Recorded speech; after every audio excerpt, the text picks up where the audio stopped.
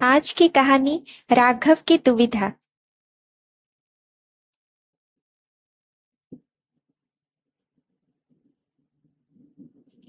ऋषा ने अपनी सहेली माया को हंसते हंसते कहा, जानती हो माया, आखिरकार आज मेरे पिताजी और माताजी का बहुत बड़ा बोझ उतर गया है।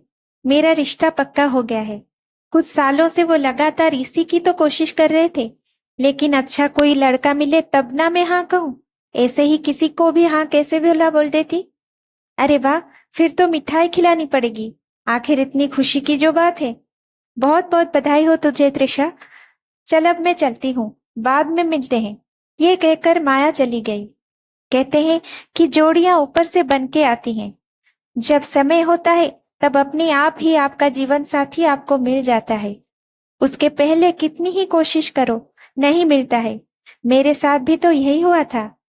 मम्मी पापा ने पहले बहुत कोशिश की थी, बहुत से रिश्ते आए, लेकिन जब जो होना होता है तभी तभी वही होता है। और आखिरकार मेरा रिश्ता राघव से पक्का हो गया था। 1 महीने में ही शादी होने को है हमारी। तैयारी में घर के सारे लोग लगे हैं। एक बात था जिसका अभी भी मुझे इंतजार था, राघव से बात करने का। शादी के पक्के होने के बाद से अभी तक उनका कोई भी फोन या मैसेज नहीं आया था। मेरा नंबर बातों बातों में पापा मम्मी ने शेयर कर दिया था राघव को। मैंने भी करीब 5 दिन इंतजार किया। फिर मुझे लगा कि उनका तो कोई फोन नहीं आ रहा है, तो क्यों ना मैं ही आगे रहकर उनसे बात करूं। मैंने शादी की तैयारियों के बीच में समय निकालकर उन्हें फोन लगाया। पहली बार बात कर रही थी मैं। फोन उन्होंने कुछ रिंग होने के बाद ही उठाया। राघव बोले, हाँ हेलो, कौन? मैं कुछ समय के लिए चुप रही, कुछ जवाब नहीं दिया। मैं बस मन ही मन सोच रही थी कि उनके मोबाइल में मेरा नंबर नहीं है या फिर वो जानबूझकर ये सब कर रहे हैं। उन्होंने फिर से कहा, कौन बोल रहा है? मैं बोली, मैं त्रिशा। राघव बोले, ओ अच्छा। कुछ समय चुप रहने के बाद उन्होंने कहा कि अच्छा, मैं अभी कुछ काम कर रहा हूँ, तुमसे बाद में बात करूंगा। इतना कहकर उन्होंने फोन झट से कट कर दिया। मैंने अपने आप को कुछ भी ऐसा वैसा सोचने से रोक लिया और अपने आप को समझाया कि वो बिजी होंगे, जब समय मिलेगा तो फोन जरूर करेंगे। उसके बाद शाम बीत गई, रात बीत गई, यहाँ तक कि 2 दिन निकल गए, लेकिन राघव का फोन नहीं आया। शादी में करीब 20 दिन ही रह गए थे और उनका मेरे प्रति ये बर्ताव अब मुझे चिंता में डालने लगा था। मैंने फिर एक शाम उन्हें कॉल किया। इस बार उन्होंने मेरा फोन ही रिसीव नहीं किया। फिर मैंने उस शाम उनके फोन का इंतजार किया। इस बार बेचैनी कुछ और भी ज्यादा थी, लेकिन उनका फोन नहीं आया। तो अब उनका ये बर्ताव मुझे सच में चिंता में डालने के लिए काफी था। ये बात अब मेरे मुंह पर झलकने लगी। मेरा चेहरा देख मम्मी ने पूछा, क्या हुआ, तेरी तबीयत ठीक तो है ना? मैंने मन में सोचा कि एक बार घर वालों से बात कर ही लूं, लेकिन फिर मैं उनके चेहरे पर जो खुशी आई है उसे मिटाना नहीं चाहती थी। शादी का दिन आ गया था और मंडप में हमारी शादी होने वाली थी, लेकिन अभी तक उन्होंने मुझसे कोई बात नहीं की। अब बात होगी पति पत्नी बनने के बाद। जब विदा होकर मैं उनके घर गई, मुझे मेरी सास और बाकी सबका बर्ताव अच्छा ही लगा, लेकिन अभी तक उनके मुंह पर ना खुशी दिखी, ना उनके मुंह से एक लफ्ज निकला था। पहली रात थी। सवाल अब भी वही जो उनसे मुझे पूछना था, लेकिन कमरे में आते ही वो अपना तकिया लेकर बाहर बालकनी में चले गए, बिना कुछ कहे। मेरे आंसू निकलने से रुक नहीं पाए। मन ही मन में ये सोची जा रही थी कि आखिरकार ऐसा क्या कर दिया था मैंने, जो ऐसा बर्ताव राघव मेरे साथ कर रहे हैं। क्या उनके जीवन में कोई और है? अकेली मैं सारी रात बैठी रही और सोचती रही। अभी उनसे जाकर बात करने की हिम्मत तक नहीं जुटा पाई थी। इतना सब होने के बाद भी सुबह मुझे सबके सामने ये सब छिपाना भी तो था। सबके सामने ऐसे दिखाना था जैसे मैं बहुत ही खुश हूँ। मुश्किल तो था, लेकिन मुझे यही करना था। बाकी सब ठीक था। घर परिवार वाले मेरे प्रति अच्छे थे। शाम को मैंने सोच लिया था कि आज मुझे क्या करना है। मैंने बात करने की ठान ही ली थी। रात जब राघव आए और जैसे ही अपना तकिया उठाकर जाने लगे, तब मैंने उन्हें टोका। मैंने कहा, क्या हुआ आपको? अगर मैं पसंद नहीं थी तो आपने मुझसे शादी करके मेरी जिंदगी क्यों खराब की? वो कुछ देर के लिए रुके और मेरी तरफ देखा, फिर बोले, मुझे पसंद नहीं? तुम मुझे पसंद नहीं करती और अब मजबूरी में मुझसे शादी की। त्रिशा बोली, ऐसा क्यों बोल रहे हैं आप? राघव बोले, करीब 8 महीने पहले मैं तुम्हें देखने आया था, याद है?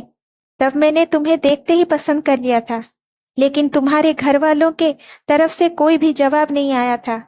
बाद में मुझे पता चला था कि तुम्हें ज्यादा पढ़ा लिखा लड़का चाहिए था, तो अब जब कहीं बात बनी नहीं तो तुमने मजबूरी में मुझसे शादी की है।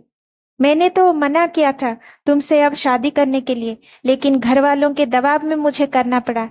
घर वाले मुझे शादी के लिए दबाव बना सकते थे, लेकिन अब उनका मेरे पर कोई जोर नहीं। मुझे नहीं पता था कि ये बात है जो उनको खटक रही थी। इसका तो मुझे अंदाजा तक नहीं था। ये बात सच है कि उनका रिश्ता 8 महीने पहले आया था। उन्होंने जो भी कहा सब सच था। दिन होता और शाम से रात, लेकिन उनके नजरें एक बार भी मेरी तरफ नहीं आती। गलती से भी वो मुझसे बात नहीं करते थे। अभी तो कुछ ही दिन हुए थे, शायद थोड़े ही दिन हो जाएंगे तो सबको भी यही दिखाई देने लगेगा कि हम में सब कुछ ठीक नहीं है। मैंने फिर एक रात उनसे बात करने की कोशिश की। एक दिन मैंने उनसे कहा, देखिए, शादी के समय रिश्ते बनना बिगड़ना, हाँ करना मना करना चलता रहता है। जब जहाँ संजोग होता है फिर वही बात बनती है। इस बात को आप दिल से लगा कर क्यों बैठे हैं? अब तो मैंने आपसे शादी की है। राघव बोले, लेकिन इसमें तुम्हारी मर्जी कम और मजबूरी ज्यादा थी। आप ऐसा क्यों सोचते हैं? राघव बोले, क्यों? क्योंकि ऐसा ही है। त्रिशा बोली, मैं समझ गई, आपका ईगो का प्रॉब्लम है। राघव बोले, क्या बोला तुमने? त्रिशा ने कहा, आपको ईगो का प्रॉब्लम है। अगर आप मुझे पहले मना करके बाद में मुझसे ही शादी कर लेते तब आप मुझसे किस तरह के बर्ताव की उम्मीद रखते? इसी तरह के? आपको क्या लगता है मैं इसी तरह आपसे बात करती जैसे आप मुझसे करते हैं? राघव चुप रहा, सुनता रहा। त्रिशा बोली, वो हमारा पास्ट था। अगर आप दूसरी बार आए मेरे प्रस्ताव को मना कर देते तो आप बिल्कुल ठीक होते। अब सच्चाई और सच ये है कि हमारी अब शादी हो चुकी है। 7 फेरे लिए हैं हमने एक दूसरे के साथ, पूरे होशो हवास में जीने मरने साथ निभाने की कस्में खाई हैं। आपको ये सब मजाक लगता होगा, लेकिन मुझे नहीं। मैं अपना धर्म निभाऊंगी, आप अपना निभाएंगे या नहीं ये अब आप पर निर्भर करता है। इतना बोलकर मैं वहां से चली गई। वो भी धीरे धीरे अपना तकिया लेकर बाहर चले गए। मुझे पता था कि वो दिल के बुरे नहीं हैं, बस थोड़ा नाराज है मुझसे। और बातों बातों में उन्होंने ये भी कहा था कि उन्होंने मुझे देखते ही पसंद कर लिया था। इस बात से मुझे थोड़ी खुशी तो मिली थी। फिर मैंने उन्हें कुछ नहीं कहा, सिर्फ उन्हें समय दिया। एक रात जब बारिश हो रही थी तब उन्हें मजबूरन कमरे में सोना पड़ा। वो नीचे बिस्तर लगाकर सोने लगे। मैंने उन्हें कहा कि आप ऊपर बेड पर सोए, मैं नीचे सोती हूँ। उनकी हाँ या ना नहीं सुनी। मैंने बस में जाकर नीचे ही सो गई। बस वो क्या करते, उन्हें बेड पर सोना ही पड़ा। ऐसे ही फिर खट्टी मीठी नोक झोंक के बीच धीरे धीरे हमारी गाड़ी पटरी पर आने लगी। सच बोलूं तो इसमें मुझे भी मजा आने लगा था। धीरे धीरे हमें प्यार होने लगा। करीब 7 महीने लगे जनाब को मनाने में और उन्हें मुझे अपनी पत्नी मानने में। जैसा कि मैंने कहा था कि वो दिल के बुरे नहीं थे, सिर्फ नाराज हुए थे मुझसे। वो भी इसलिए क्योंकि वो मुझसे बहुत प्यार करते थे। Thank you for watching. Please like share and subscribe my channel.